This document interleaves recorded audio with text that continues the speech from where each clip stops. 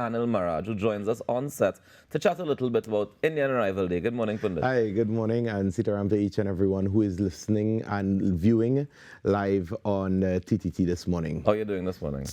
A little sleepy. Yeah, it's early yet? Yeah. Well, but one thing I would say though, the road was nice to come down the road. Nice and clear. Nice and clear. And I appreciate you taking the time this morning to come and chat with us about Yes. Indian Arrival Day. Let's start with the history.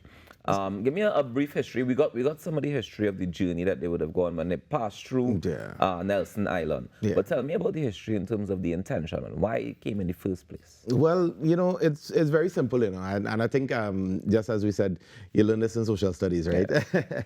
So Indian Arrival Day is celebrated every year on the 30th of May.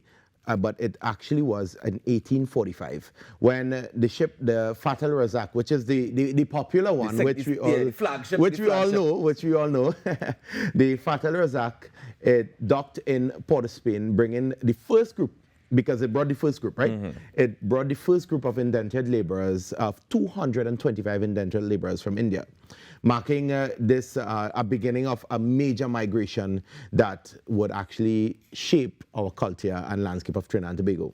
So it all began when slavery was abolished in 1834. The plantation owners of Trinidad, they needed new labor to work on the sugar estate.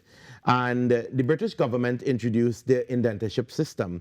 And when they did that, they started recruiting workers to fill that, from India, to fill that gap now, because you see production wasn't happening. So they had to, you know, fill that gap somehow or the other. So these laborers, most of these laborers that came from India was from Uttar Pradesh, Bihar, Tamil Nadu, which is south of India. Right. You know, recently I visited India, and you know, I went to Kerala, Tamil Nadu, and I would tell you, it is, you know, we all see these videos on social media about India, and you know, they show the bad parts. Now North India is completely different. There are the bad, there is the good, just as everywhere. Yeah. But Tamil Nadu, and you know, and that Tamil Nadu state, Kerala, all of these places, which is South India, very close to each other. Because where I stayed right, you know, the border of Tamil Nadu. Mm-hmm. So when I look out my window and there's a wall, they say that is Tamil Nadu, we're in Kerala. Okay. You know, it's very, very close to here. Mm-hmm. And you know, when you're in North India, you felt, you know, you knew that you're not at home, right? When I was in Tamil Nadu and Kerala, kill me dead, I was home. I in Trinidad. Kill me dead, I in Trinidad. It really, really, really close. So what happened is that these workers, they signed a contract for 5 years actually, and in exchange for, you know, wages, housing, and a so-called return trip to India. But you know, they never returned, and this is why we're here today. Yeah. You know, things were hard. Things were very, very difficult for them at that point in time. And within that, and they came here looking for a better life. You know, but the indentureship period was within 1845 and 1917. Mm-hmm. And between that, over 147 ships brought over 143,000 Indians to Trinidad and Tobago. And that's very interesting, because we always talk about the Fatal Razak. In the video just now in Nelson Island, they would have mentioned one other ship that came as well. Yeah, correct. But here, 147 ships actually passed through. Not a number that we often hear in the social studies class, Exactly. So this is good information to find out. Let's talk a little bit about the cultural contribution, because you mentioned the similarities between southern India and parts of Trinidad and Tobago. Yeah, correct. Tell me, culturally, what did you see that made it feel so similar? Well, boy, honestly, to me was the landscaping. Okay. Yeah, you know, I mean, everybody's speaking a different language, right?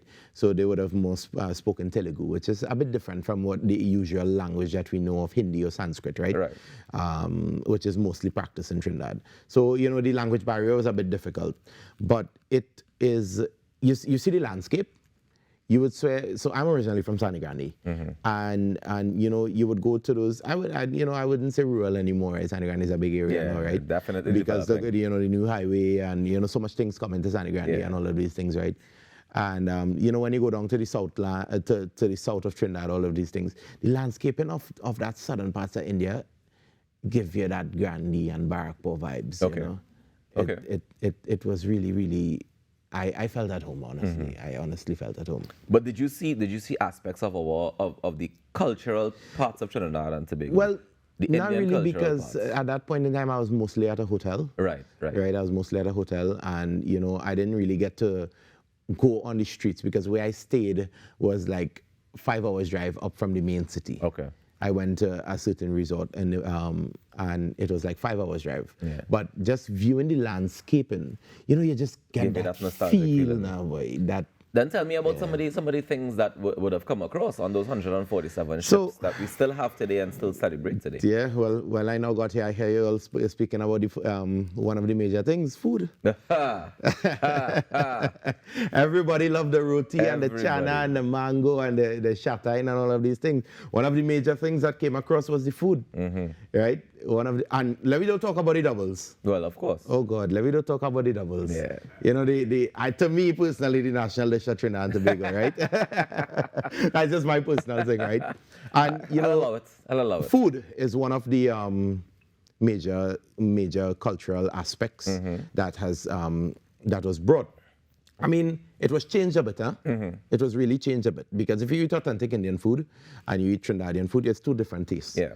Right? But it was changed a bit. So is it that they brought some aspects of it and integrated it with what was found here? Correct. It was integrated with what was found here. And again, I draw reference to doubles. It is very close to something in India that you call chole bhatura. Okay. Right? And now doubles is so world-renowned as a dish of Trinidad and Tobago.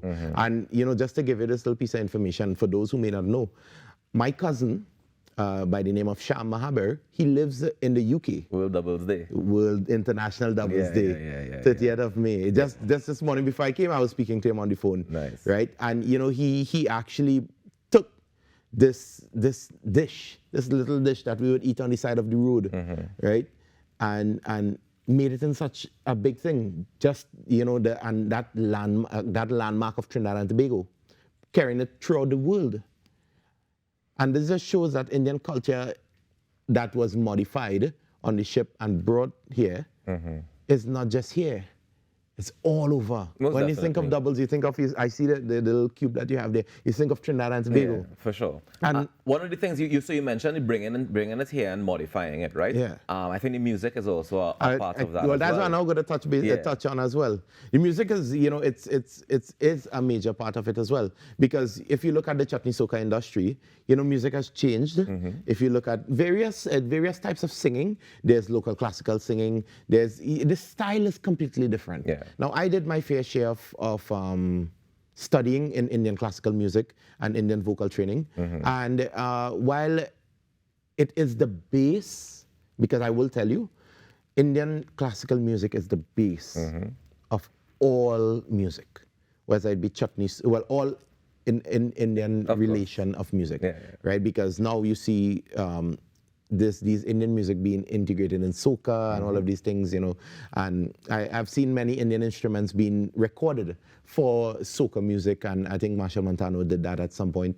And it is the base, it is the foundation of all Indian music. There are notes such as sa, re, ga, ma, pa, dha, ni, sa, which is literally do, re, mi, fa, sol, la, ti, do. Yeah. Right? And this is the base of whatever East Indian music or any East Indian type of music. Another thing that was brought was dance. You said that you're having some dances here. Later and on later on you all will see that. That was brought with our East Indian indented laborers. Now, Pundit, unfortunately, we are out of time for this morning. But before we wrap, though, I just wanted to if you could give me 30 seconds of what you would say is the impact of the East Indians arriving to Trinidad and Tobago, and that lasts till today. Give me what you think is the impact. Economic impact, social and political influence, language and the traditions. These are the three main things in my eyes that is still in Trinidad and Tobago today. Yeah. I think I would have to agree with you there 100%. Thank you so much for joining us this morning, for sharing your time, for waking up early and coming down the road as well. We definitely appreciate it. And I want to wish you a happy Indian Arrival Day. All the best to you, all the best to the team here at TTT, and happy Indian Arrival Day to each and every one of you who are viewing on. Thank you. Pundit Anil Maraj joining us to give us a little journey through time and heritage as we celebrate Indian Arrival Day right here on TTT. We take a quick break and we come back with more on the Now Morning Show. We'll get up there. You falling from a plane, girl, you falling from above. Listen to me, darling, and don't fall in love.